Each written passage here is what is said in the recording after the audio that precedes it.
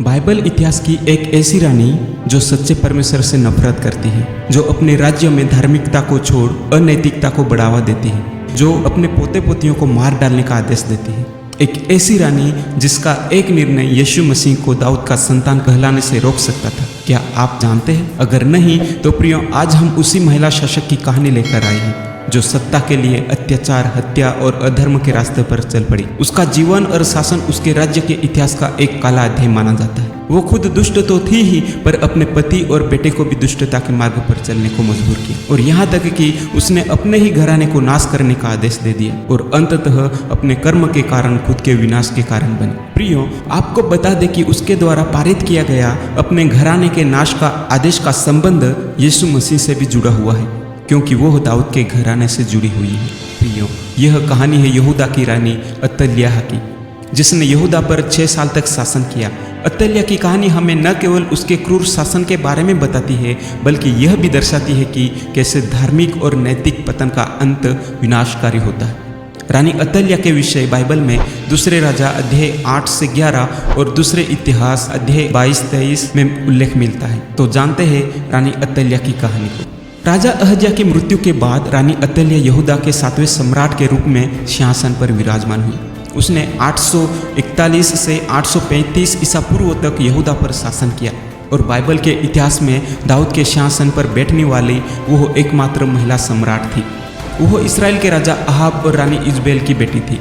Ahab और Jezebel Bible इतिहास के सबसे दुष्ट शासकों में माने जाते हैं, जिन्होंने अपने राज्य में अधर्म और नैतिक पतन को बढ़ावा दिया। प्रियो, आपको बता दें कि सुलेमान के मृत्यु के बाद लगभग 975 ईसा पूर्व में आपसी मतभेदों के कारण इसराइल का यहूदा और इसराइल ऐसे 2 भागों में विभाजन हो गया। विभाजन के बाद भी दोनों राज्यों में तनाव जारी रहा। दोनों राज्य एक दूसरे पर हमला करते रहे। इसी तनाव को दूर करने के लिए यहूदा का राजा यहोशापात और इसराइल के राजा अहाब के बीच एक मजबूत गठबंधन बना, और इसके साथ ही दोनों घरानों के बीच पारिवारिक संबंध भी मजबूत होता गया। इसराइल के राजा अहाब और यहूदा के राजा यहोशापात के बीच सौहार्दपूर्ण संबंधों ने अहाब की बेटी अतल्याह का विवाह यहोशापात के बेटे योराम से करने का मार्ग प्रशस्त किया। योराम और अतल्याह के शादी के साथ ही इन दोनों घरानों के बीच संबंध इतना मजबूत हुआ कि दोनों राजाओं की मृत्यु के बाद भी उनके परिवारों के बीच गठबंधन इसराइल में यहू के शासनकाल तक जारी रहा। अतल्याह ने खुद को अपनी माँ इजबेल की तरह ही एक दुष्ट रानी साबित किया। अपने पिता के घर में दुष्टता के साथ परमेश्वर के विरुद्ध जाकर बाल देवताओं की उपासना किए जाने वाले वातावरण में पली बड़ी होने के कारण उसने राजा योराम पर बहुत बुरा प्रभाव डाला, जिससे वो इसराइल के परमेश्वर की सेवा करने से हटकर अन्य देवताओं की सेवा करने लगा। योराम इतना दुष्ट बन गया कि उसने अपनी सत्ता को मजबूत करने के लिए अपने ही 6 भाइयों को मार डाला, और साथ ही राज्य में परमेश्वर को छोड़ बाल देवताओं की आराधना करने के लिए मार्ग खुले किए, और इसके परिणाम स्वरूप राजा योराम आंत के बीमारी से मर गया। जब राजा योराम की मृत्यु हुई तो उसका बेटा अहज्याह को राजा बनाया गया, और अतल्याह यहूदा की राजमाता बन गई।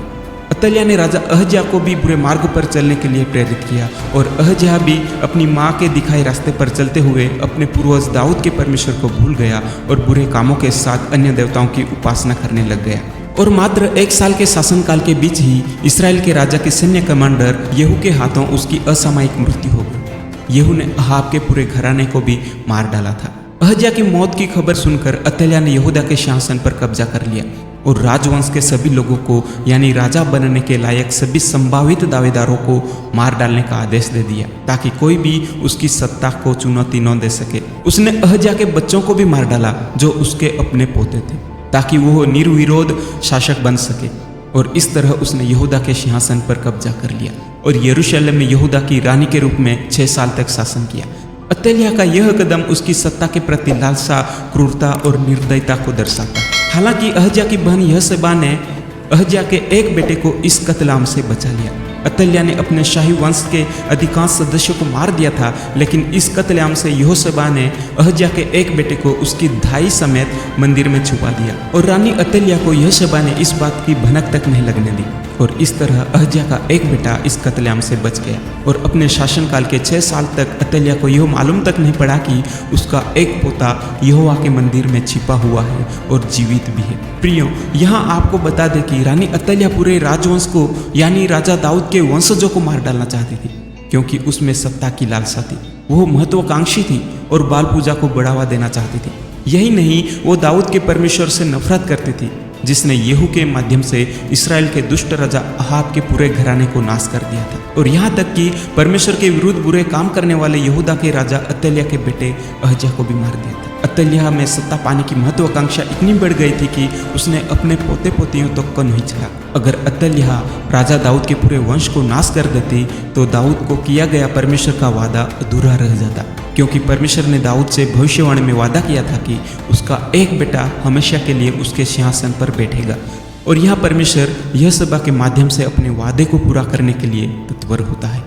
प्रियो, आपको बता दें कि नए नियम में 17 आयतें यीशु मसीह को दाऊद की संतान के रूप में वर्णित करती है, यानी यीशु वादा किया गया मसीह है, जिसका अर्थ है उसे दाऊद के वंश से होना चाहिए था।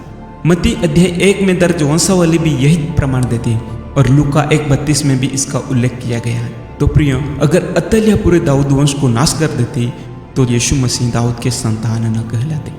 कहानी में आगे देखते हैं कि यहोशबा अहज्याह के बेटे को मंदिर में 6 साल तक छिपाई रखती है, जहां वो महायाजक यहोयादा के मार्गदर्शन में बड़ा होता जाता है। जब वो 7 साल का हो गया तो महायाजक यहोयादा ने राज्य के अंगरक्षकों, पहुरों के सतपतियों और मंदिर के पहरेदारों को इकट्ठा किया और अहज्याह के बेटे के प्रति वफादार रहने की शपथ दिलाई और उन्हें दाऊद के घराने के असली वारिस के बारे में बताया और यह भी कहा कि अतल्याह के अधर्मी शासन को समाप्त किया जाए।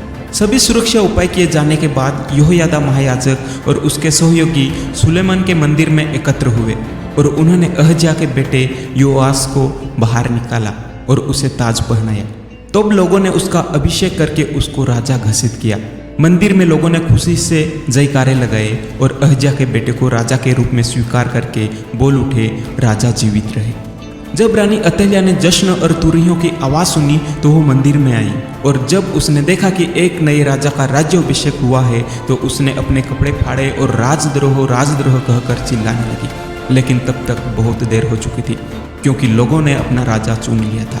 यहोयादा के आदेश के अनुसार अतल्याह और उसका साथ देने वालों को गिरफ्तार कर लिया गया और मंदिर के बाहर ले जाकर मृत्युदंड की शिक्षा दी गई और लोग अतल्याह के नेतृत्व से मुक्त होने से राहत महसूस करने लगे।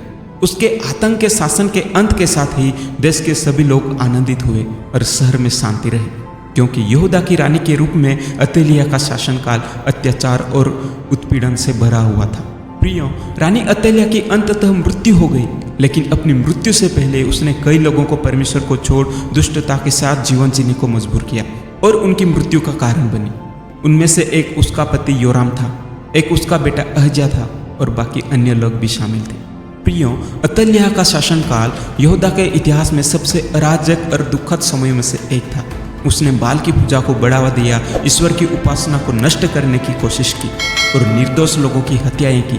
उसके अधर्म ने यहूदा को नैतिक और धार्मिक रूप से पतित कर दिया। यहूदा, जो कभी यहोवा की आराधना के लिए जाना जाता था, वो अधर्म और मूर्ति पूजा का केंद्र बन गया। तो प्रियो, रानी अतल्याह की कहानी से हम क्या सीख सकते हैं? यही कि जो कोई बुराई के साथ जीवन जीता है, परमेश्वर के अधिकार को अस्वीकार करता है, अपनी महत्वाकांक्षाओं के लिए जीता है, उसका अंत निश्चित है। प्रियो, यह कहानी हमें बताती है कि अधर्म, अहंकार और अत्याचार के मार्ग पर चलने वाला व्यक्ति अंततः हार जाता है। यह कहानी यह भी दर्शाती है कि ईश्वर की योजना हमेशा न्याय और सत्य को पुनः स्थापित करती है, चाहे परिस्थितियाँ कितनी भी कठिन क्यों ना हो। प्रियो, भजन संहिता 9:17 में लिखा है, दुष्ट अधोलोक में लौट जाएंगे तथा वे सब जातियां भी जो परमेश्वर को भूल जाती है। तो प्रियो, हमें यहोवा परमेश्वर पर भरोसा करके उसके अधिकार के तहत जीना है। हिंसा से, दुष्टता से, अपनी महत्वाकांक्षाओं से दूर रहकर परमेश्वर की आज्ञाओं के अनुसार जीवन जीना है।